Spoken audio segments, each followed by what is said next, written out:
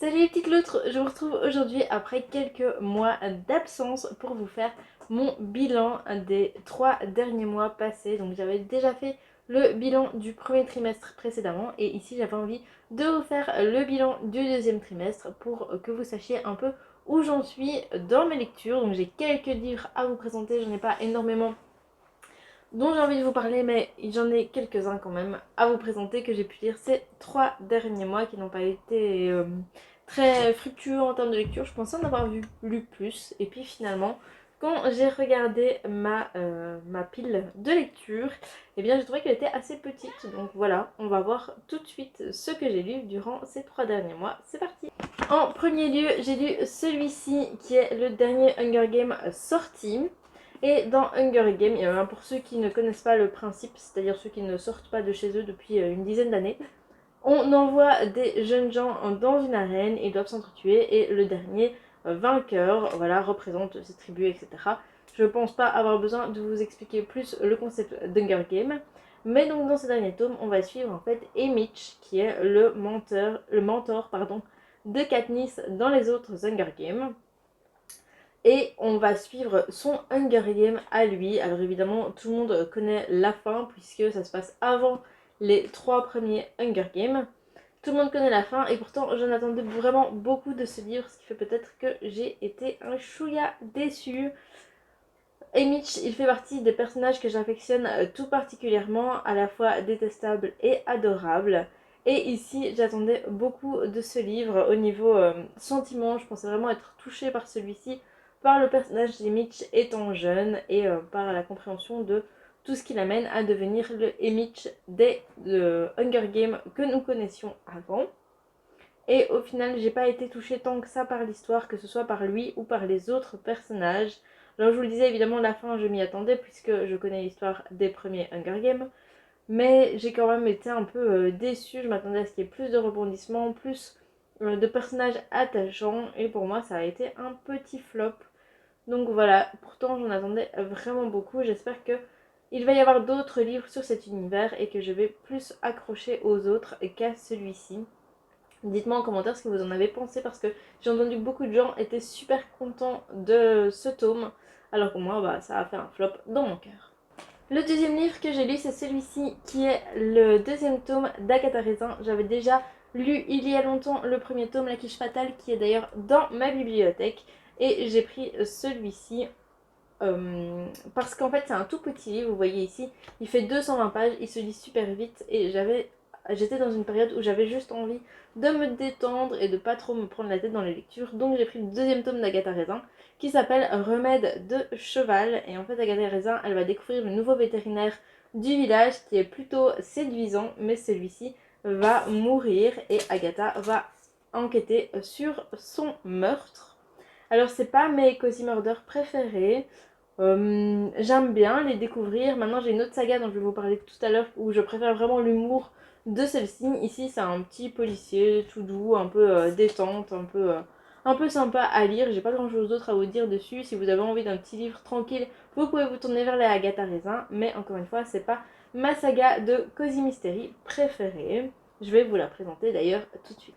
Ma saga de Cozy Mystery préférée, c'est celle-ci. Ce sont les thés meurtriers d'Oxford. J'ai lu le tome 3 et le tome 4 ces 3 derniers mois.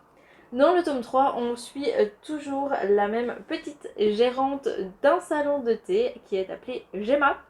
Et ici, on va l'appeler, en fait c'est un ami qui va lui passer un coup de téléphone pour lui dire qu'il est accusé d'un meurtre.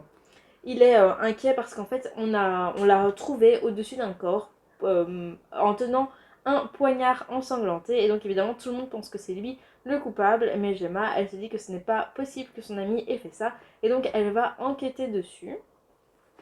Et pour le tome 4, on va suivre toujours Gemma qui va assister à une exposition féline, donc où les personnes vont exposer leur chat de race, et Gemma elle va participer avec son petit chat de gouttière à cette exposition.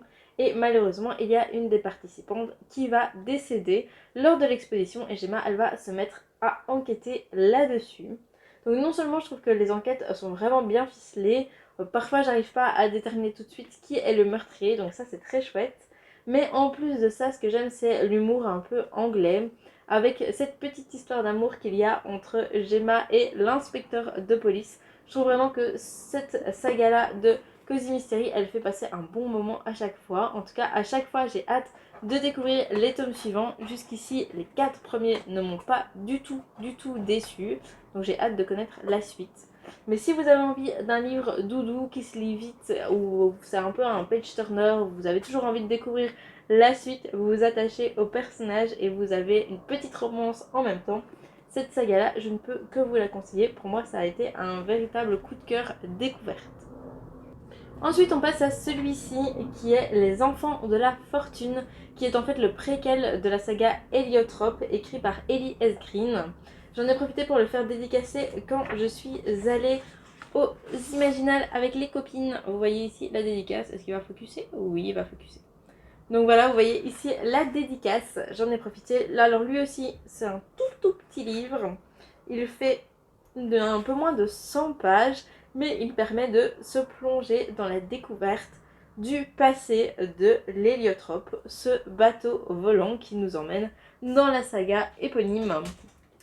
Absolument pas, la saga s'appelle Steam Sailor, c'est le premier tome qui s'appelle l'héliotrope, mais on découvre un peu le passé de tous les personnages et de comment ce bateau a recruté son équipage.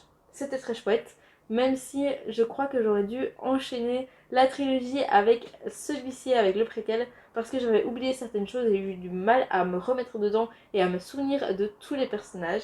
Mais en tout cas, j'ai passé un chouette petit moment. Je l'ai lu quand j'étais donc aux Imaginales avec les copines. C'était pas mal entre quelques dédicaces de lire ceci le soir en rentrant. J'ai beaucoup aimé me replonger dans cet univers qui est une de mes sagas coup de cœur et que j'aimerais beaucoup relire un jour.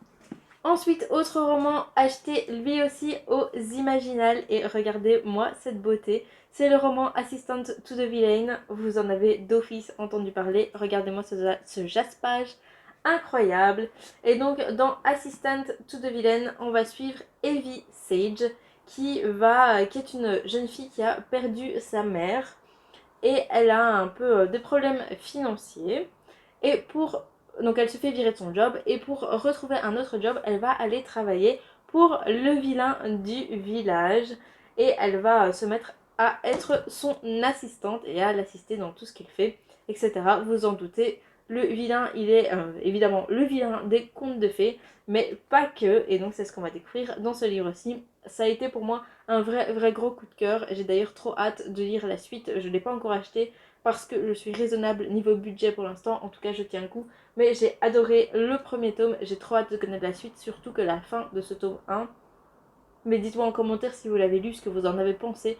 Mais cette fin, enfin, elle m'a brisé le cœur. Donc j'ai vraiment envie de connaître la suite. J'ai vraiment envie de savoir ce qu'il se passe dans ce tome 2.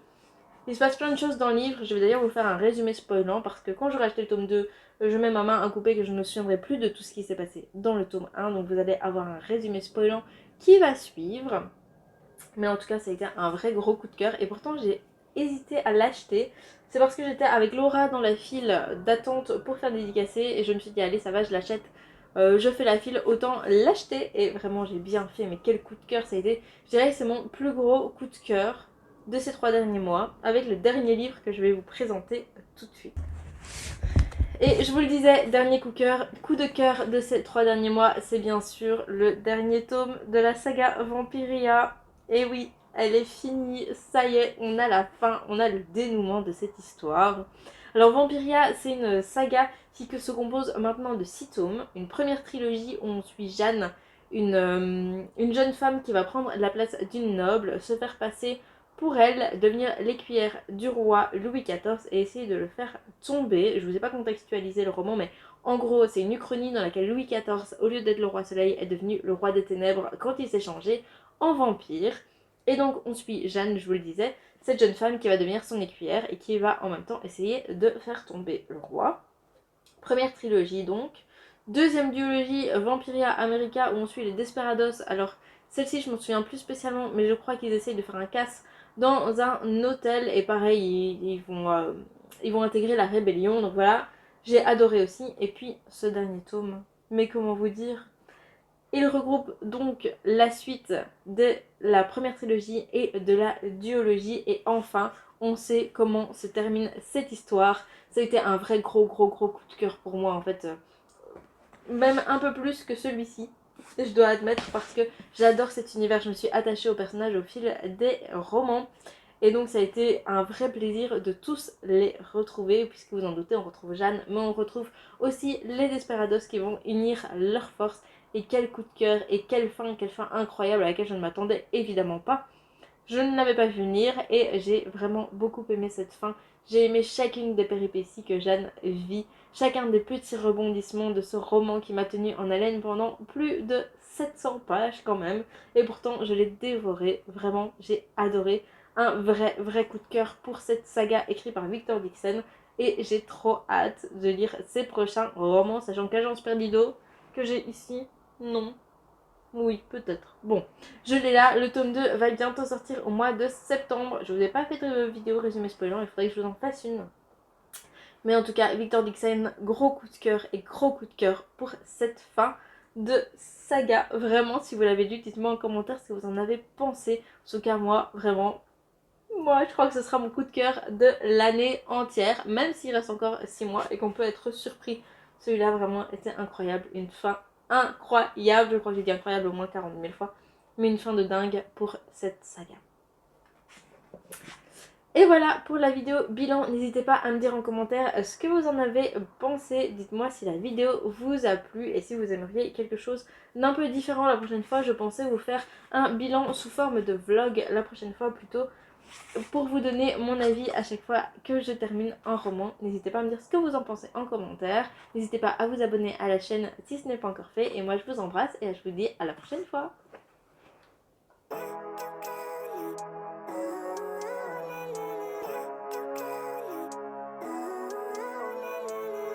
Living life, every day, late at night, not okay.